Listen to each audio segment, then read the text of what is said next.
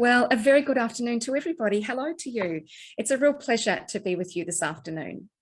I'm joining you from the lands of the Boonwurrung peoples of the Kulin Nation, the traditional custodians of the Mornington Peninsula in Victoria. I also acknowledge the traditional custodians of the various lands on which we all meet today and the Aboriginal and Torres Strait Islander people participating in this meeting. We pay respects to those elders, both past and present. In Woiwurrung language, I say Womanjika, hello, and Salam alaikum, greetings of peace in Fusha, which is classical Arabic. So welcome to everybody. My name's Jessica Swann, and it's a real privilege to co-host today's webinar. My background is in journalism and Islam West understanding, and I balance my Juris Doctor candidacy at the moment at the ANU with my role as Associate Producer on Network 10's The Project. Thanks for joining us in this webinar for Harmony Week, Why Everyone in Australia Belongs.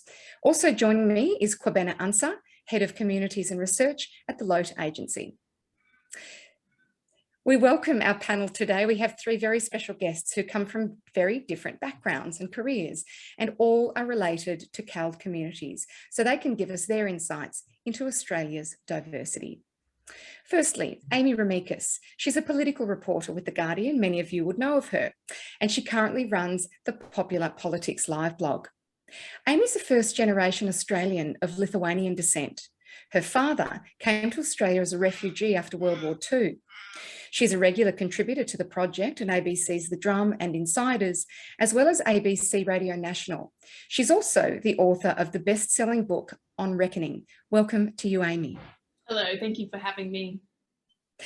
Ella Dixon is our second panellist, and she was born in the Philippines. She moved to Australia with her family in 1981 when she was just a young girl. She's the CEO of the Migrant Resource Centre based in Launceston, where she's married and has 3 children. Ella's been a director of the Refugee Council of Australia since 2017, and she sits on several working groups in an advisory capacity relating to resettlement, health and education, employment and skills development for former refugees. Amy, it's a real pleasure to welcome you to today's webinar. Have we got Ella there? Hello, thank you, Jessica. Thank you. Oh, there we go. Excellent. Wonderful. And last but not least, Mark Amin, who was born in Singapore, and he's a member of the LOTE Agency's National Advisory Board. Mark's an experienced market and consumer insights professional who's had a passion for demonstrating to businesses and marketers the strategic importance of market research. His vision is to align people's needs and creativity, as well as entrepreneurial acumen of businesses and marketers. Mark, it is such a pleasure to welcome you to today's panel. Thank you. Good to be here. I'd like to now hand over to my co-host, Kwabena Ansah. Kwabena is originally from Ghana, and he moved to Australia in 1992. Now, let me get this right. This is in Twi language. Kwabena. Akwaba, Jessica. Thank you so much. Well done.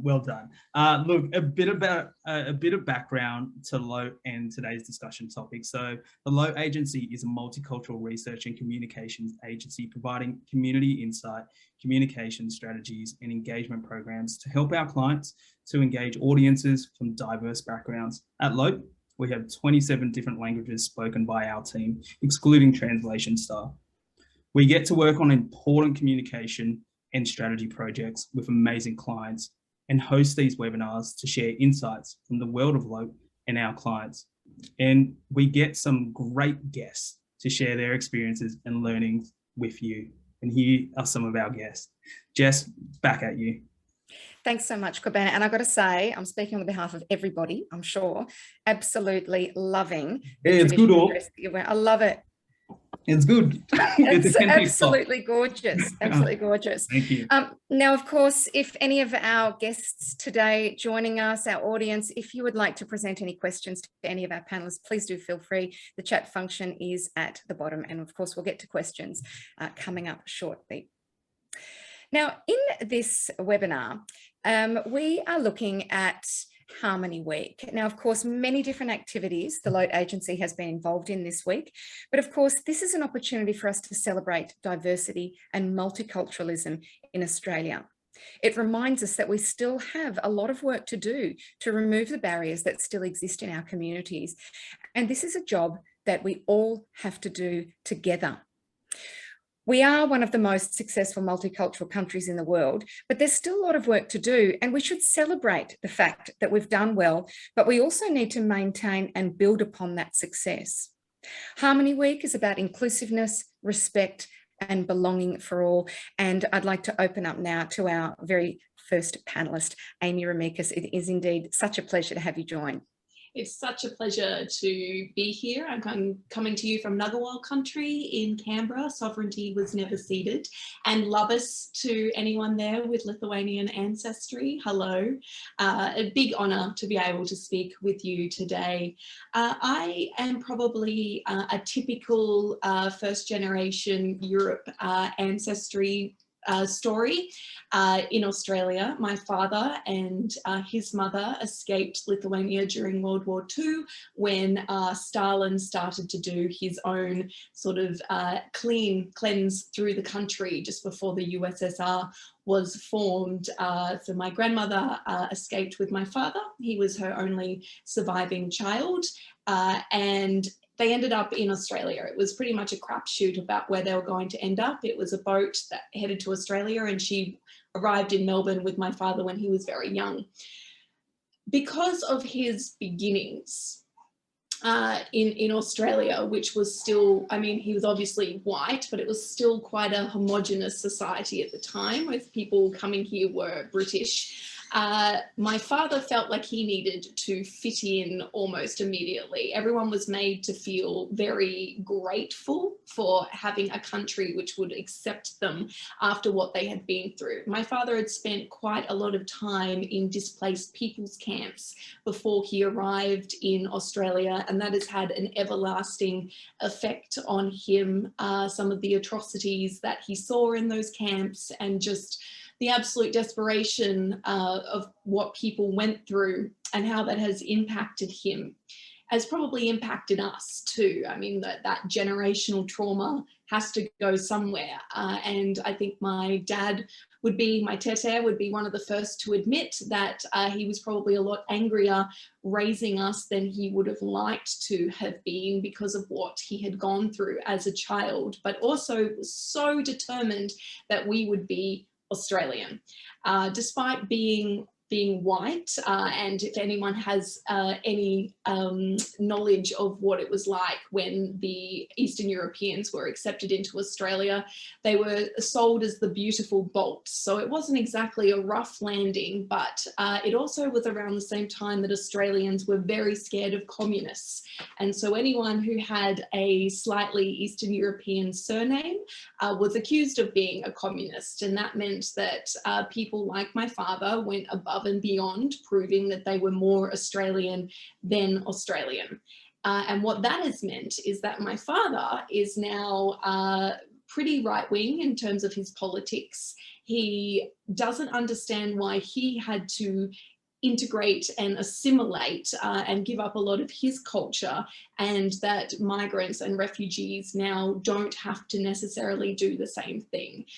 So he really does struggle with that. And I think that's one of the main issues with Harmony Week, is that we all talk about how we're one and we come together, but the origins of Harmony Week in Australia is that it was originally part of the UN Declaration for the Elimination of Racial Discrimination Day, which of course was named after a massacre in South Africa where peaceful protesters against apartheid were murdered by police. The Howard government changed that to Harmony Day to focus on how we come together, rather than, you know, eliminating racial differences and the discrimination that come with highlighting some of those differences. And that's an important point, because for people like my dad, it meant that he felt that he had to give up culture, give up language, give up anything that marked him as different. He didn't give up his surname. He's one of probably, you know, the lucky ones in that it wasn't anglicised, but he did give up quite a lot, and that impacted us. So we were raised at home with Lithuanian culture and celebrating Lithuanian days and of course Lithuanian foods, but we weren't taught the language. We were taught to hide our cultural differences when we went to school.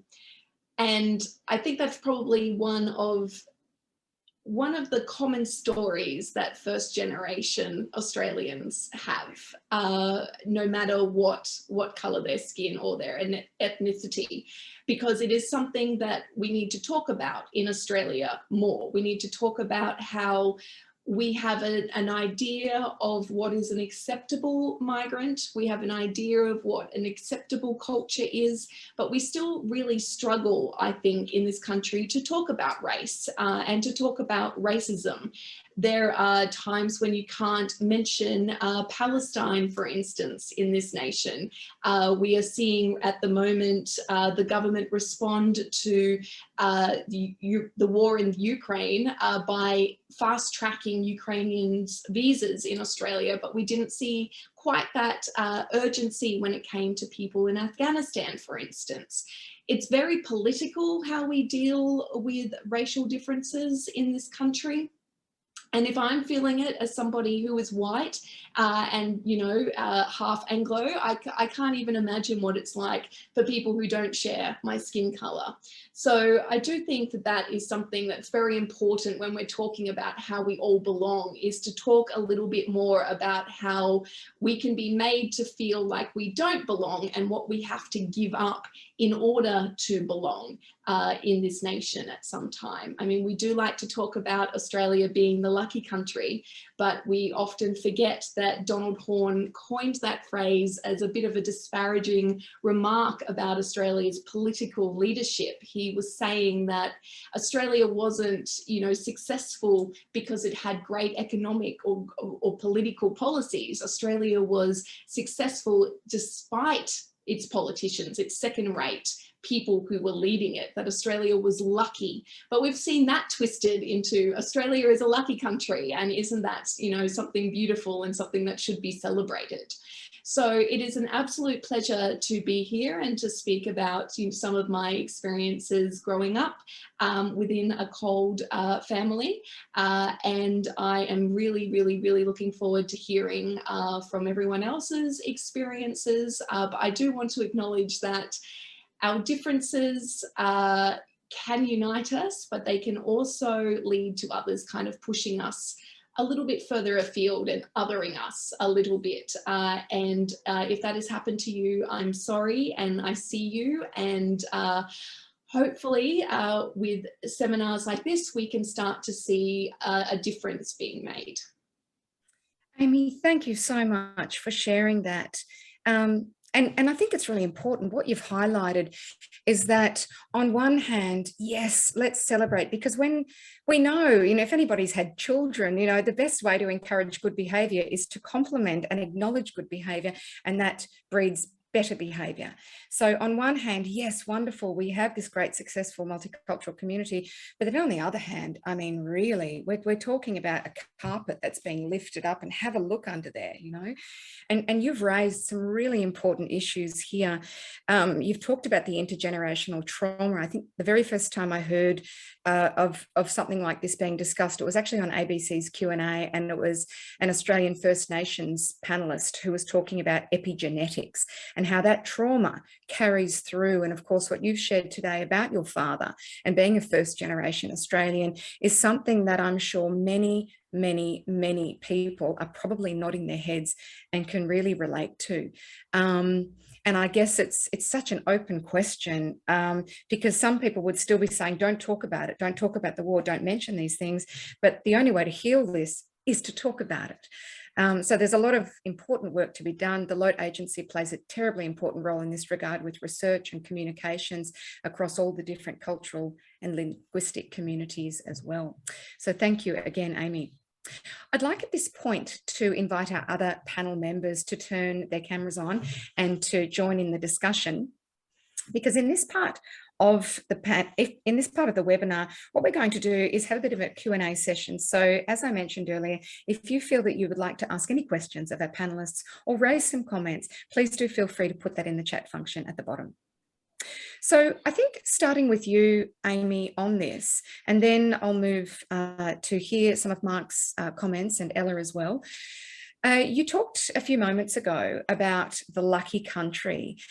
This is really interesting, and you've tapped into something that a lot of people don't seem to understand, that was a derogatory comment. And over the years, a lot of migrants in Australia have used the phrase, Australia is a lucky country and I'm so lucky to be here. How do you feel that this statement might have changed over the years? Thanks, Jessica. I think the statement has changed because politicians wanted it to change. I mean, the conversation that Donald Horne started was about how Australia didn't really have a strong political vision, and he speaks, about the success of the multicultural nation and how a lot of that has been in spite of political leadership. And of course, as I should have acknowledged, and as you did, First Nation and Indigenous Australians know this very, very, very well and have been speaking about this for centuries in Australia.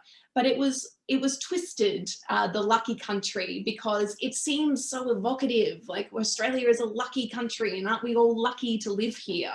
But the reason Donald Horne wrote that book was because he wanted to talk about how we didn't have the forethought or the leadership that was taking advantage of the great things about Australia and what the community wanted, and the Australia that we could be. That Australia has succeeded in spite of the second-rate politicians and leaders that share in the nation's luck, is essentially what Donald Horne was saying. But it was twisted as a political thing, and we still hear it. We still hear Scott Morrison talk about Australia being the lucky country, almost like it's, a Dorothy McKellar poem. And I think we've had that message twisted so hard now. We kind of jam it down new Australians' throats that, accept that Australia is a lucky country and you are lucky to be here. And that means that you have to make certain sacrifices in order to fit in this lucky country, because you should be grateful. When really, we really should be grateful that Australia has such input and so many contributions from so many wonderful people and cultures that help to make Australia, what it is. Like, we share in their luck that other cultures make Australia what it is. It shouldn't have to be this assimilation. Absolutely. I recently took my little 7-year-old son Karim to the Chinese Museum in Chinatown here in Melbourne, and I read up about Australia's first Chinese barrister. William Marquette was his name, and he had an amazing story behind him, and on his deathbed his final words were, "Unity is strength." And I mean, is that not the truth? And that just highlights just what you're saying there. So thank you so much. I might now throw to you, Ella, if you wouldn't mind, this idea, Australia is a lucky country and I'm lucky to be here. What do you think about that statement, and how do you feel that might have possibly changed over the years? Thank you, Jessica. Yes, I think much to the author's vexation, the term lucky country has become a term of endearment, and even a bit of a nickname for Australia, if you like. And certainly for the people that we see through the settlement services, people do feel lucky. I mean, Australia is one of the top 10 luckiest countries in the world. And out of 7.9 billion people, you get to live in this beautiful country with bountiful resources, relatively peaceful, you have freedoms and what have you. So I guess from what we see in the work that we do, people do feel that they are very fortunate to have landed here. And other people who are probably first or second generation still get what Donald Horne was trying to say, that it is just pure luck. You're lucky because there's so much resources here. You're lucky because it's such a vast country. You're lucky because people are friendly. But that's not so, and it's certainly changing. The statement is changing a lot, and hence now you see, instead of being a lucky country, we are being a clever country, because now we are changing the narrative, if you like, in terms of what it really means to be here. But for the most part, the people that we see, they feel lucky compared to the countries that they come from. They are lucky to be here, and they feel very fortunate. Indeed, absolutely. And you came here in the 1980s. And so you came here as just a little girl.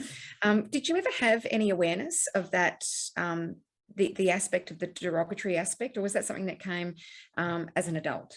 I think it came as an adult. I come from a country that was back in the 80s was very much a third world country.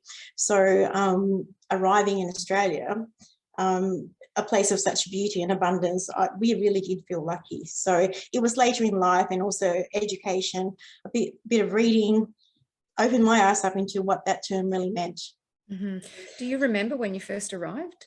Oh my goodness, yes, I do remember. It was at the time of a plane, what do you call it? Plane strike. So we were traveling from Melbourne to Tasmania, so we were stuck, and we ended up in this tiny little plane. And I remember the first few days, because we were pretty much the first Asians in the village, if you like, because we ended up in the far northwest of Tasmania. And I do remember my family walking down the street, being stared at the locals, because they had not really seen that many people of my skin colour. Very difficult first couple of years, but very lucky at the same time, because that community was beautiful, it was friendly. Wonderful. Ella, thanks so much for sharing that. I always find it fascinating to hear people's first experiences when they arrive here in Australia. It's always so interesting to hear those personal accounts. Mark, coming from Singapore to Australia, when we think about this statement, Australia is a lucky country and I'm lucky to be here, how does that statement resonate with you? I've always seen that phrase more from an economic perspective more than anything else. Because I mean, Singapore is a tiny country with hardly any resources. So coming over here, land that is basically blessed with every possible resource that can be, the huge space, and I think more importantly, if I were to look at it from a people perspective, it was really an opportunity for myself and for my young kids then to know that the world is more than just the three races that we have in Singapore. There are people from different parts of the world. And I think, well, back then we didn't know that we're going to have the pandemic and we're all going to be locked down for 2 years and not able to travel, right? So it was an opportunity for the children to be able to learn of, there are various other people in this world, the Italians, the Greeks, and so on. And Australia has most of them. So that opportunity to be able to interact with people from various parts of the world at a very early age, I think looking back now, it's probably a good thing to have happened to our kids.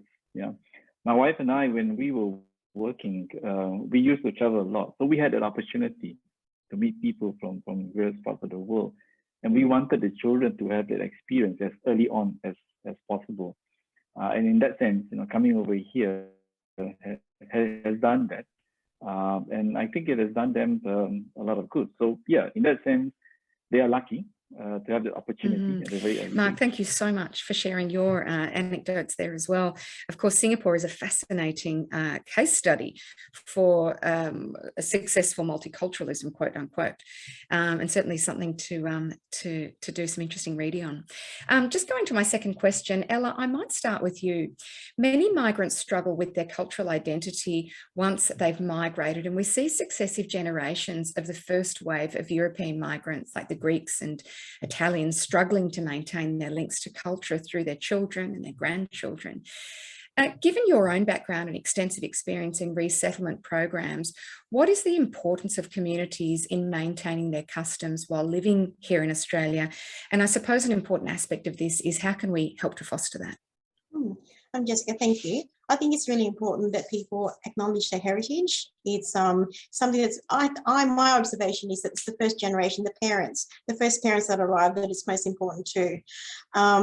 Because one of the other things that I acknowledge is that people live in two cultures. When you arrive in Australia, you're not just living in one culture or this culture. And for second generation children, they're living in their family's culture at home. They go to school and they're living in this other culture. And then there's that whole community culture that they're living in as well. And I think that sometimes that is the thing that needs to be celebrated. I think it's important to understand mother language, visiting your country often. And we certainly see that where families are able to travel back to their home countries. And I think that's important.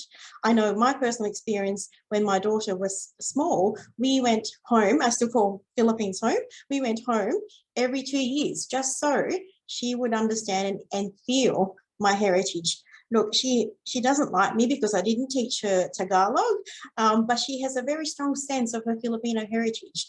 And she wishes that I did. But I'm the same. I don't speak Tagalog to my mum. She'll speak to me in Tagalog and I speak back to her in English. But I think events like Harmony Day, where people can practice their customs, they can express their heritage through dance, I think they're important things to treasure, because it's the passing of that practice and customs through the generations. And for the audience, it's about learning about another culture. So it is very difficult thing. And I read a book a few years ago that changed my life, because I finally had a title to what I was. And it was the David Pollock and Ruth Van Reken, Third Culture Kids. That's what I am. I'm born overseas. I grew up in a different culture. And my category was I was the child to parents from a biracial home and a child of minorities. It was so liberating to have a tag for what I was feeling, because I didn't belong to my Filipino culture. I didn't feel like I belonged to my Australian culture. And it was very confusing. But once I had this frame around it, I felt really good. Amy, thank you so much for sharing that. That leads me to Mark, to ask you again, as you mentioned ever so briefly, Singapore is a fascinating case study when it comes to the mixing of three distinct ethnic groups. In having come to Australia and you're raising your family here, you're living here now, how do you foster that? Where does that sit for you? Okay, it's something that as parents, my wife and I are working on the children, yeah. And I think it's also because as we both age, we're beginning to be more aware of our ethnicity, of our heritage and so on. You see, my wife is Chinese and I'm half Malay, half Chinese. So you can imagine what it's like for the children growing up in Australia. So one of the ways in which we're trying to maintain that is through language, yeah. And it's interesting because one of the reasons why we came over here was because the teaching of Mandarin in particular, not many kids actually enjoy it. But in the last couple of years, we're beginning to hear and see the children trying to use that language. And I've always seen language to be an important transmitter of culture, of your heritage, of who you are, kind of thing. And I think that's one of the things that maybe can be done more widely in Harmony Week, to realize that it's not just about different people, but different people with different languages, and each language capturing the essence of the particular culture or the particular ethnicity. Yeah, so that's what we're trying to do. Thank you so much, Mark. I really appreciate that. It's, as I said before, it is a fascinating case study. And many people wouldn't be aware of how young a country Singapore actually is. And so it's certainly one to look at. And having been an expat myself in the Middle East for quite a number of years, people would often look to Singapore and say, oh, Singapore's amazing. Singapore's an amazing place to live for lots of different cultures. So thank you. Thank you so much, Mark, for sharing that there. Amy, just before we wrap up today, gosh, time flies when you're having fun, doesn't it? But what are your thoughts on that? You talked a little earlier about, Dad coming here from Lithuania and intergenerational trauma and things like that. Where do you sit with this? How do you think we can foster those cultures that we come from, so that our parents might come from? How do we go about fostering that? Where do you sit with that idea? I think I think this idea that we can acknowledge differences without it being part of an othering is probably one way you can do that. I mean, we probably all have stories, and this is a very, very common migrant experience where, you know, the different foods that you have and the different smells that that food has can often raise comments. I mean, there were times when I would open up my lunchbox at school and I would have, you know, things that my father thought of quite normal, like liverwurst and, you know, cured meats and pickled fish and things like that. And all I wanted was a Vegemite sandwich, because then I, you know, wouldn't be picked on at school and during the lunch for having, like, you know, the different smelling lunchbox. So I think acknowledging that we have the differences, but that not necessarily being something that is pointed out constantly is one way of fostering that that harmony and that united feeling. I mean, it's obviously a lot easier for me, again, because I am white, but we constantly, you know, we look at people, we immediately have some sort of profile that comes into our head because of how somebody looks or how somebody speaks or the accent that they might have. It's often common for people from other countries to be asked where they're from when they were born in Sydney or they were born in Brisbane, but because they don't necessarily look like what we consider an Anglo-Australian, they're immediately like, where are you from? If you have a name or a surname that's different, it's immediately, where are you from? You're from Australia. And the more that we start going, Australia is not one person, it is not one look, it is not one culture, it's not one food, it's not one language. I think the more we're going to actually see that harmony that, you know, governments like to talk about, because I think recent census data showed that 1 in 2 Australians are born overseas or have a parent who was born overseas. Australia doesn't have an official language.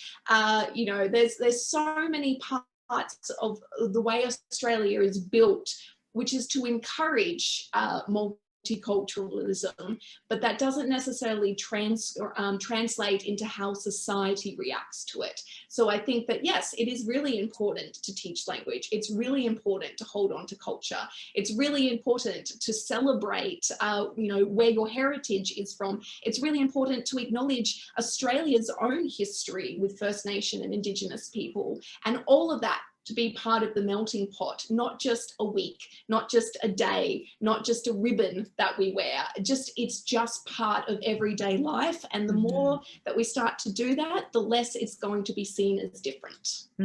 Absolutely. And Amy, just on that point, I think we can all think about, have we all seen the map of this continent of all the different countries and cultures and language groups? So when we talk about multiculturalism, the First Nations communities on this continent, I think there was over 500 or so that we are aware of, and certainly far more cultural and linguistic diversity than Europe. So when we start to see the conversation of multiculturalism from that perspective, we start to truly realise the richness of all of our differences. And again, that saying that William Marquette, the barrister, had said, unity is strength. And indeed, it really is. Now, before we wrap up today, I wanted to bring Kwabena back in to our conversation. Kwabena, are you there? Yes, I'm here. And Amy, I loved your reference to the lunchbox. I remember at school, I had a lot of Italian friends. They came in with beautiful food, and, you know, I had African food. We ended up swapping. And I think food is a real a breakthrough. It can help connect communities together. And no doubt LOTE will be bringing to the public domain something around our favourite foods going forward. But before we wrap up, look, if anyone wants to learn more about community engagement or to speak to us about research or communications projects for their own organisations, you can reach out to us by our website at loteagency.com.au or email info@loteagency.com.au. We are ready to work with you going forward. And look, I want to say thank you to Mark and Ella too for joining us, and Jess, you've done a fantastic job. So Jess, back to you. Thanks so much, Kwabena.